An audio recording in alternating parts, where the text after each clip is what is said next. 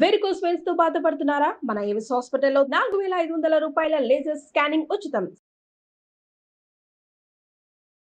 నమస్తే రమగారు. నమస్తే జయ. రమగారు, మనము భగినిహస్త భోజనం చేసుకుంటాం దీపావళి పండుగల్లోనే 5 రోజుల్లో ఒక రోజు కదా.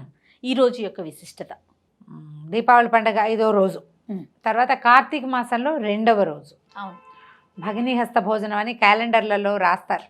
సంవత్సరానికి ఒక్క రోజు యమ ద్వితీయ అంటారు.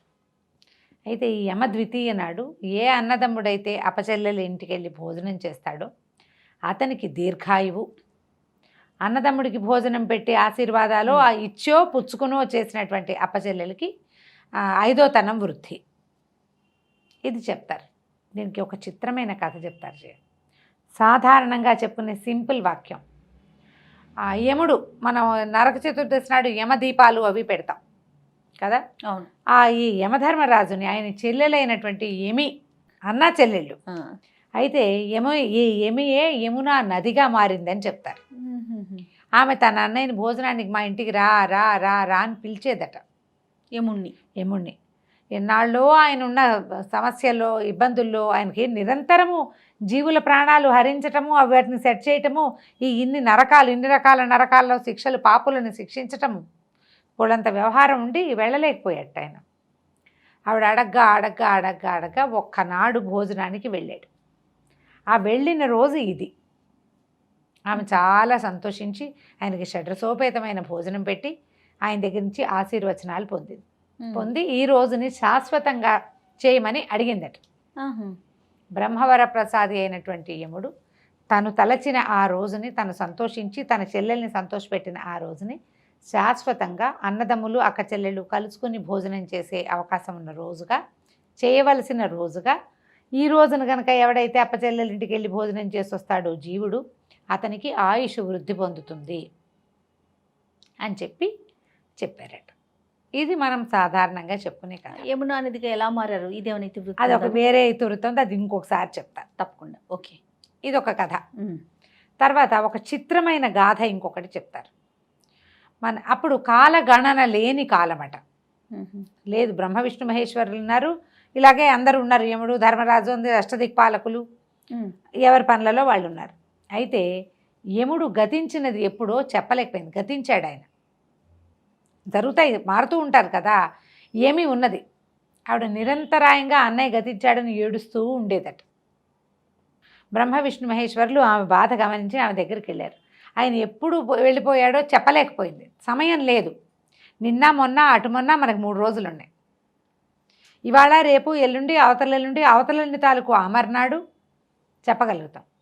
డేట్లు ఉన్నాయి, తిథులు ఉన్నాయి. ఫలానా సంవత్సరం, ఫలానా మాసం, ఫలానా తిథి. ఇప్పుడు గణన లేనప్పుడు ఎట్లా చెప్తారు? ఆమె అన్న లేడన్న దుఃఖం అలా అనుభవిస్తూ ఉండేది.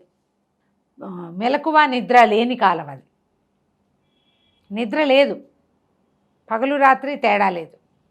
అప్పుడు విష్ణు మహేశ్వరులు ఇద్దరూ బాగా ఆలోచించి బ్రహ్మకి కాల నిర్ణయం చెయ్యి, ఈ కాలానికి ఇది అనేది చెయ్యమని చెప్పారట. అప్పటి నుంచి మొదలైందా?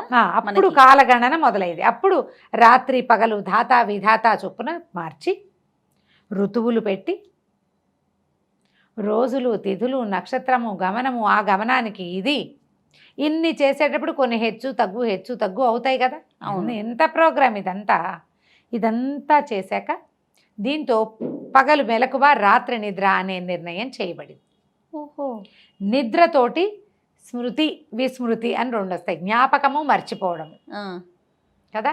రాత్రి నిద్రపోయిన వాళ్ళు మర్నాటికి కొంత, ఇప్పుడు దుఃఖించి పడుకున్నాము, పొద్దున్న లేచేసరికల్లా దుఃఖపు ఛాయ కొంత తగ్గిపోతుంది, తీవ్రత తగ్గిపోతుంది, రోజు మారిపోతుంది. మనం ఏమని చెప్పుకుంటాం? ఇవాళ పోతే రేపటికి 2 అని చెప్పుకుంటాం.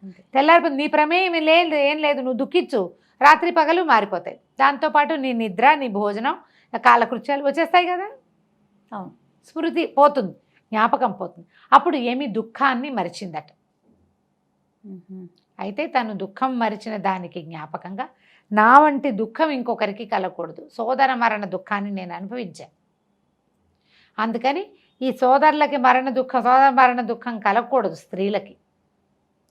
ఆ దానికి తగినట్టుగా వరం ఇవ్వమంటే కార్తీకంలో 2వ రోజుని దానికి నిర్ధారించాడట బ్రహ్మ. ఇది ఒక కొత్త కథ కదా. చాలా అప్పటి నుంచి ఇలాగ కార్తీకంలో ఇదేంటంటే ఆయుర్వృద్ధికరమైన మాసం. మామూలుగా మనకి ఇవి కార్తీకము, మార్గశిరము, యమదంష్టలు అని చెప్తారు. ఇక్కడ ఇప్పుడు మరణాలు సంభవించే రోజులు. అవును. అందుకని దాన్ని వృద్ధి చేసుకోవడానికి ఏం చేస్తాం, మన దీపావళి నాడు బోడు దీపాలు పెడతాం. ఇక్కడి నుంచి మొదలు దీపాలు పెట్టడం, స్నానాలు చేయటం, అకాల మృత్యువులు రావు. ఈ నదీకో బాపికో తటాకాదులో స్నానం చేస్తే వాటర్లో ఉన్న కరెంట్స్ వల్ల, వాటర్ కరెంట్ వేరు కదా, అవునండి, జల విద్యుత్తు అని చెప్పుకుంటున్నాం మనం. ఈ వచ్చే విద్యుత్ వేరు, మనమే నీళ్ళల్లో దిగితే మన నరాలకు వచ్చేటువంటి బలం వేరు. ఆ బలాన్ని సంపాదించుకుంటాడు జీవుడు. ప్రాణులు అనాలి, శరీరాలు కదా. జీవుడు బాగానే ఉంటాడు, శరీరానికి కదా కావాల్సింది. దానికోసమని ఈ ప్రయత్నం చేసే రోజుల్లో రెండో రోజైన ఈ రోజుని భ్రాతృ ద్వితీయ, యమ ద్వితీయ, హిందీ వాళ్ళు భాయ్దూజ్ అంటారు. ఇప్పుడు ఏంటంటే ఇదివరకటి కాలాల్లో ఏం చేసేవాళ్ళు, అక్క చెల్లెలు అన్నదమ్ములు ఇళ్ళకి వెళ్ళటం, అక్క చెల్లెళ్ళు వెళ్ళటం పెద్ద విచారం ఆలోచించేవాళ్ళు కాదు. ఆడపిల్లలకి పెళ్ళిళ్ళు చేశాక వాళ్ళ ఇళ్ళకి వెళ్ళేవాళ్ళు కాదు.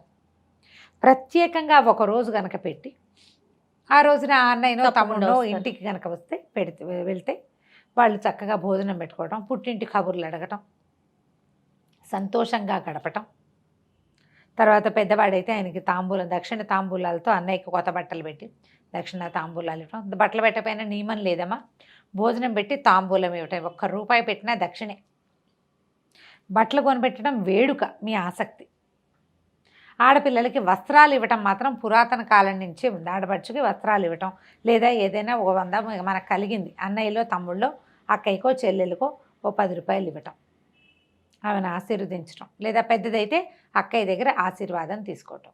ఈ క్రియ గనక చేస్తే అన్నదమ్ములు అక్క చెల్లెళ్ళ మధ్య బాండ్ పెరుగుతుంది.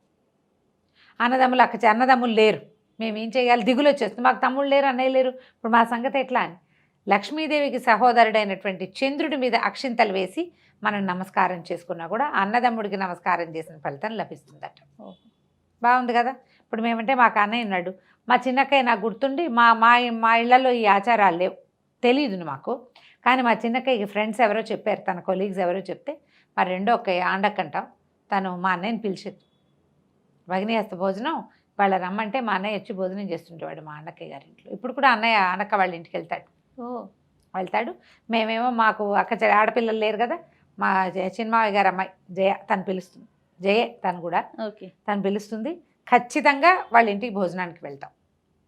పొద్దున కుదిరితే పొద్దున, రాత్రి కుదిరితే రాత్రి దండం పెడుతుంది. సాంప్రదాయాన్ని వదలకుండా. బట్ ఇప్పుడు అన్నదమ్ములను ఆదరించేందుకు ఒక రోజు ఆడపిల్లలకు కావాలి. వాళ్ళకి ఏదైనా కాస్త చక్కగా చూడడానికి, ఆ పిల్లని ఆశీర్వదించడానికి ఒక రోజు అన్నదమ్ముడికి కూడా కావాలి. అవకాశం మంచి చెడు కదా. ఇప్పుడు రాఖీ పండగ, హిందీ వాళ్ళ రాఖీ పండగ చేసుకుంటున్నాం. ఈ భగినీహస్త భోజనం మనకు తెలిసింది మన సంప్రదాయం, ఇది మనదే. ఈ సౌత్ ఇండియా ప్రాంతంలో చేయబడేదే ఇది. ఎందుకంటే తెలుగు క్యాలెండర్లో నాకు 5 ఏళ్ల వయసు అప్పటి నుంచి క్యాలెండర్ చూస్తున్నాను జయ. నేను అప్పటి నుంచి నేను ఈ వాక్యం చూస్తూనే ఉన్నాయి, పదం భగినీహస్త భోజనం అని. ఇలా అన్నదమ్ములుగా అక్క చెల్లెళ్ళు కలిసి ఉండేటువంటి ఒక రోజు. ఈ రోజుని మీరు కార్తీకంలో ఇంకేమైనా చేసినా చేయకపోయినా ఈ రోజు ఇలా చేసుకోండి. దూరంగా ఉంటే అన్నయ్యలు మీ కజిన్స్ని పిలవండి, ఎవరో ఒకళ్ళని, వాళ్ళకి మంచిది మీకు మంచిది. ఇలా ఈ పండుగను చేసుకోవచ్చు. తప్పకుండా రమ్మగారు. నమస్తే. నమస్తే జయ.